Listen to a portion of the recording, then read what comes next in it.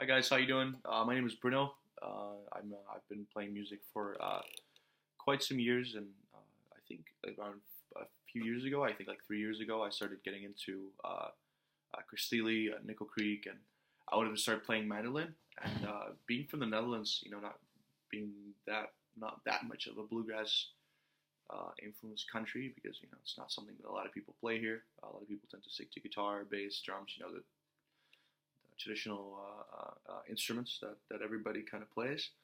I was quite hard to find a decent mandolin, and my guitar store had a few really bad ones, and a few of them, which I'm actually going to talk about today, are the Fender line that they have. This is the electric A type mandolin, the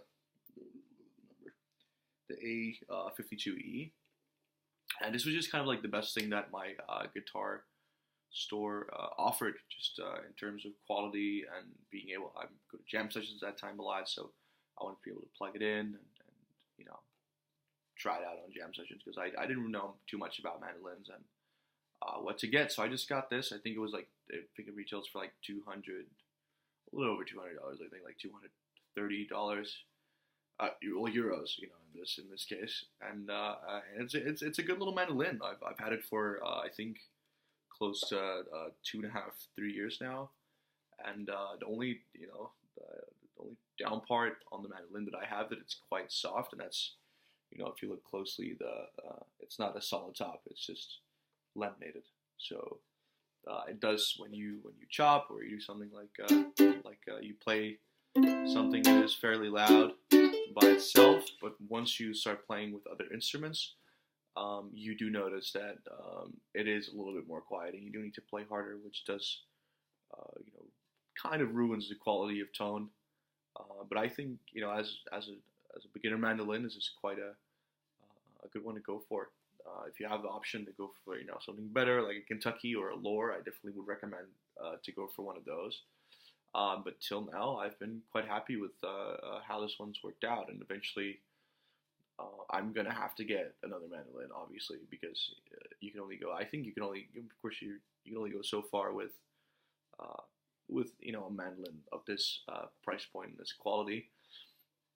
I do think that if I played a little bit of mandolin that was a little better, like quality wise or playability, because I have played more expensive mandolins, including the F version of this one, and it plays easier. So, but that was like 500 euros, and I was a student. That was way out of my price point, so I just went for the A1, and it sounds pretty good. Like the chop chords, like I'm quite happy with them.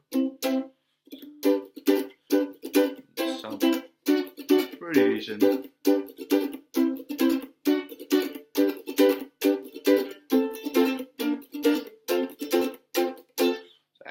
It sounds alright. I also, I got this mandolin not knowing how to play mandolin, so now that I play also in a bluegrass band, that definitely helped out. But I'm looking forward to just getting something better eventually, So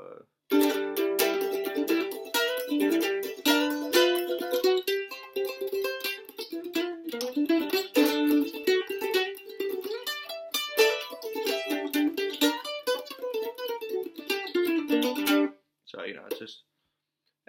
I mean, it's a fun little instrument. We do a lot of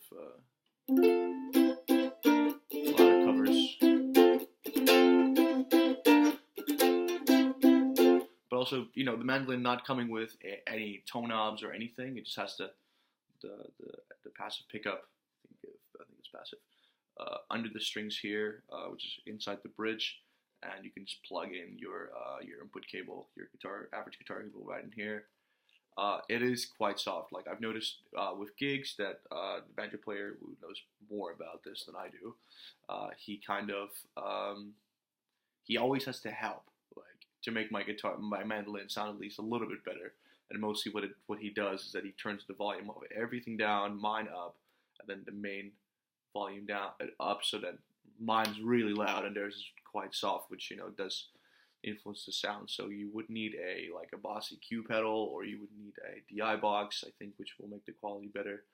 But overall, like just because there wasn't any video like on this, there's I think there's not Doc Watson, the guitar player from Nickel Creek places kind of, and um, get an idea. But of course, he could play like a $50 mandolin, a $50 Euro mandolin, and that would sound even great. So I thought it was just good. Like if you're a beginner like me, and you got this mandolin, or you're able to get this mandolin, if you're not able to get a lot of other quality mandolins, in your hands, then yeah, it's definitely worth to go for. I do notice now that I'm getting a little better, that I do have that I would like to get a better mandolin, a better sounding mandolin.